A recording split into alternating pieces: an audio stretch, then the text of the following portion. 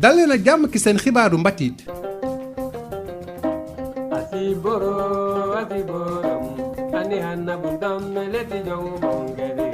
lan mooy accounting di xeetu xalam boobu nga xam ne joolaay ñoo koy jëfandikoo xalam boobu la sax la ñuy dégg nii ci loxo Adama Samb bi nga xam ne ràññee nañ ko loolu ci accounting bile.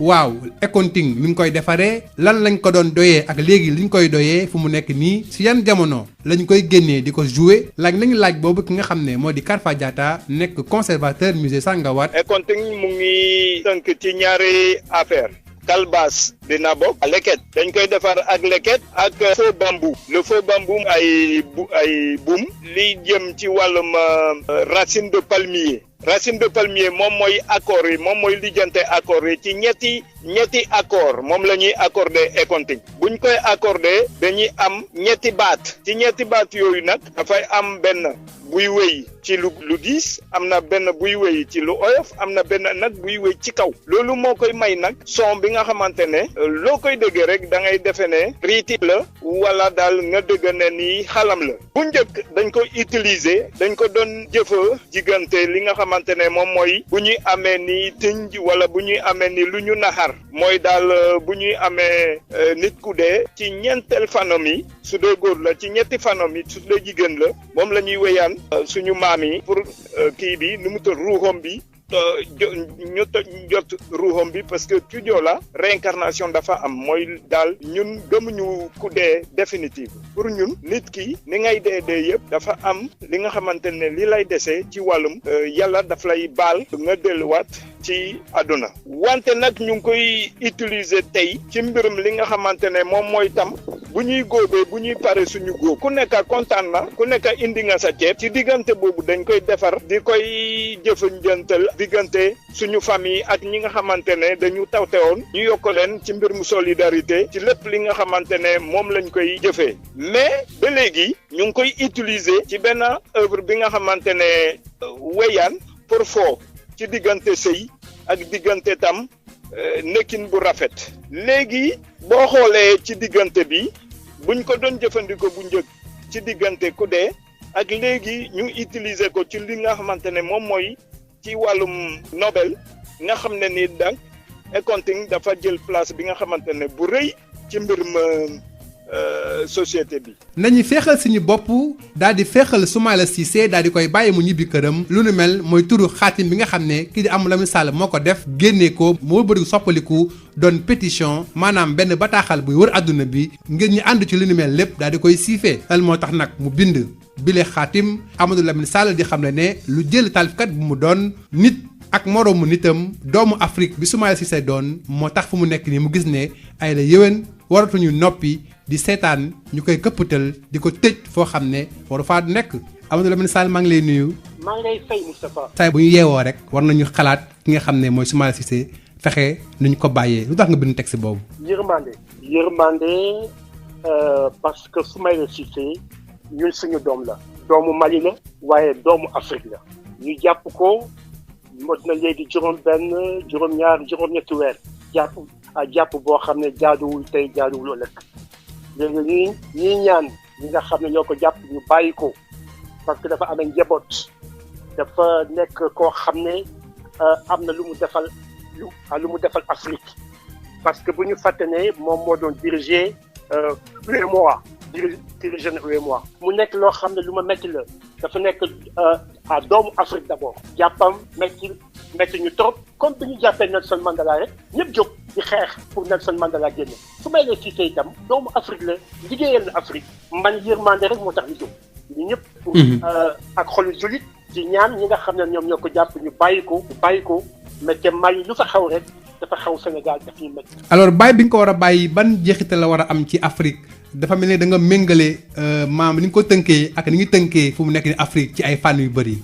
waaw xam nga Afrique dafa nekk loo xam ne mais lu tiis la lu tiis la parce que ñun ñooy noot suñu bopp ñun ñooy suñu jaanu bopp ñun ñooy mattante ñun suñu bàyyiwul mattante suñu bàyyoo reyante ci suñu biir nañ lañ bëggee ñi nga xam ne ñoo nekk bitim réew nekk Europe nekk Occident nekk Amérique ñu respecté ñu ñoo war a respecté suñu bopp ñun ñoo war a jox suñu bopp jëmm bi ñu war a am ñun ñoo war a jox suñu bopp yërmande bi ñu war a am suñ ko deful kenn duñu yërëm kenn du am yërmande ci ñun loolu moo tax président yi nga xam ne ñoo nekk Afrique man dama leen di interpeller dafa jot ñuy xeex pour que Afrique nekk benn pour que lépp lu bon li nga xam ne moo nekk Afrique mu jóge fi ñun suñu àndul kenn di ñëw jàppale ñu ñun ñoo war a jàppale d'abord suñu bopp balaa ñuy compter di ñu ci des.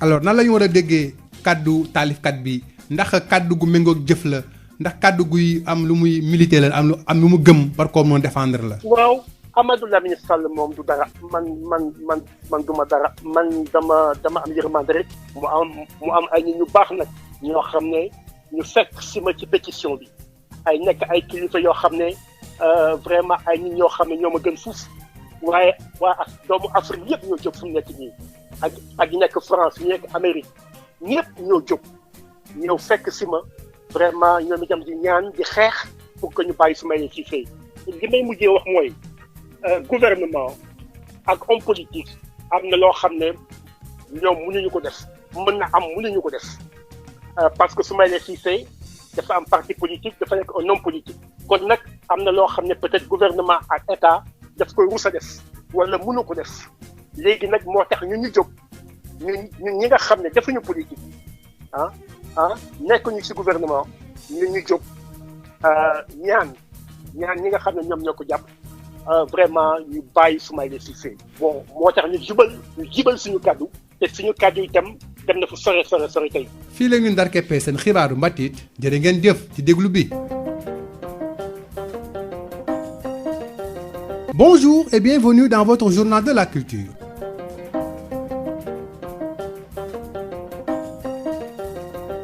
À la découverte de l'éconting, cet instrument à cordes joué ici par Adama Sambou, l'un des maîtres de l'art.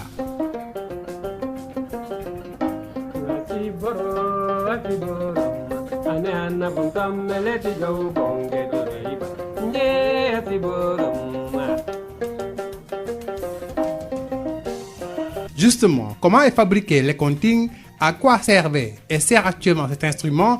Nous avons posé la question à Karfa Diatta, conservateur du musée Sangawat. Le éconting, il est formé sur trois choses. Il y a la calebasse, il y a les trois cordes. C'est des ficelles qui sont faites à partir des fibres de palmier, c'est-à-dire les radicelles. Et après, on utilise la manche, elle est faite à partir de bambou. Ce qui nous donne aujourd'hui cet instrument qui est bien fait avec même une peau de chèvre. Donc cette chèvre qui a été tuée lors d'une grande cérémonie, dont par exemple les 3 jours de la cérémonie funèbre d'une famille qu'on a perdue. Pour exalter non seulement la générosité des familles d'adoption, tout comme dans son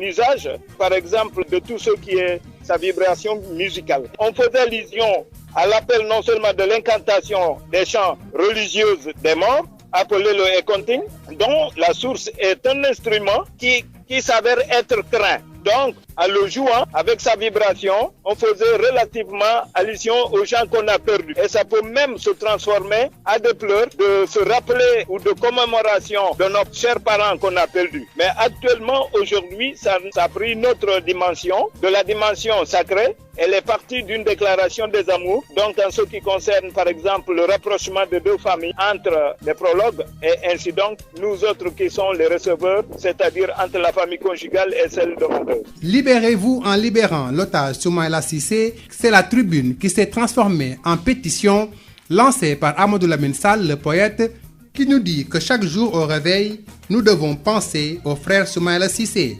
Libérer Soumaïla Cissé, c'est libérer toute l'Afrique. Pour le poète, c'est d'abord et avant tout la dimension humaniste et le cœur du poète qui a parlé. Justement, nous avons eu un entretien avec lui. Amadou Lamine Sall, bonjour. Bonjour, Moustapha. Vous écrivez qu'il faut libérer Soumaïla Cissé. Pourquoi? La question ne devrait pas se poser.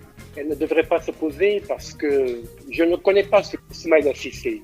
Je ne l'ai vu ni de loin ni de près. Mais c'est un citoyen africain, c'est un citoyen malien et c'est sa condition humaine qui m'a bouleversé. Et les conditions dans lesquelles il a été pris en otage. Mais c'est pourquoi j'ai pensé d'abord à ce texte pour défendre sa cause et demander sa libération. Ensuite, ce texte s'est transformé en pétition, mais je voudrais préciser que cette pétition n'est pas seulement au nom d'Amadou Lamine Sall, mais au nom d'un groupe d'initiatives pour la libération de Soumaïla Cissé, où nous retrouvons des ambassadeurs, des ingénieurs, de très hauts fonctionnaires qui ont travaillé avec Soumaïla Cissé. Et voilà donc un tout petit peu l'histoire de cette pétition. Au vu du contexte actuel que vit le Mali, que représente cette libération pour vous? Écoutez, je suis profondément bouleversé par cette prise d'otage. Et je pense que l'Afrique n'a pas le droit de continuer à faire de telles pratiques. Le silence qui a entouré le rapt de Soumaïla Cissé était pour moi insupportable. Je crois que nous devons d'abord nous libérer. Si nous ne nous libérons pas nous-mêmes, comment voulez-vous que l'Afrique se libère des autres? C'est-à-dire de cette Europe qui nous regarde, mais de cette Amérique qui nous regarde, nous devons commencer par nous-mêmes. Voilà pourquoi je pense que l'Afrique doit prendre ses responsabilités et l'Afrique doit se libérer d'abord elle-même. En laissant libre Soumaïla Cissé, vous participez à détacher l'Afrique de ses chaînes qu'elle s'est elle-même mise de la main de ses propres enfants. Mais c'est la vérité. Nous avons fait nous-mêmes ce rapt. Nous portons nous-mêmes notre propre venin. Le mal qui existe en Afrique, mais c'est d'abord nous-mêmes les Africains. Et ce sont nos élites politiques également, mais qui portent ce désastre. Et je crois qu'il est temps de s'arrêter. Et vous savez, on parle beaucoup de la jeunesse africaine, on parle beaucoup de l'avenir de l'Afrique, on parle beaucoup des peuples africains.